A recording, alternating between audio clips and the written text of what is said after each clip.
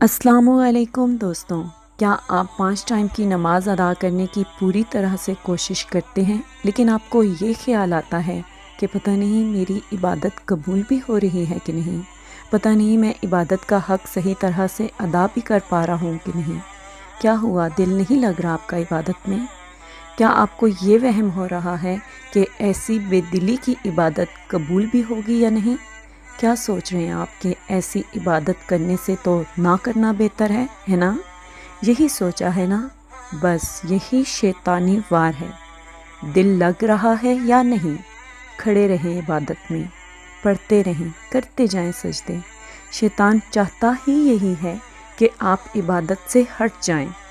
बेदिली से पढ़ रहे हैं तो भी पढ़ लें, ये ना पढ़ने से बहुत बेहतर है।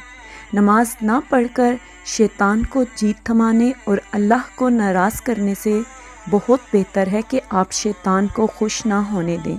आप जैसे भी पढ़ रहे हैं पढ़ लें, बाकी कबूल करने वाली तो रब की ज़ात है ना। इबादत की तौफीक हो रही है तो इंशाअल्लाह कबूल भी हो जाएगी, ये भी शुक्र अदा करें।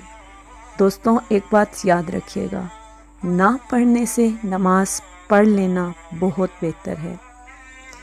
शुक्रिया। आपको मेरी ये वीडियो कैसी लगी है कमेंट सेक्शन में ज़रूर बताइएगा। अगर आप मेरे चैनल पर नए हैं तो प्लीज़ इस चैनल को ज़रूर सब्सक्राइब कर लीजिएगा। मिलूंगी किसी नई वीडियो के साथ। अल्लाह हाफिज़।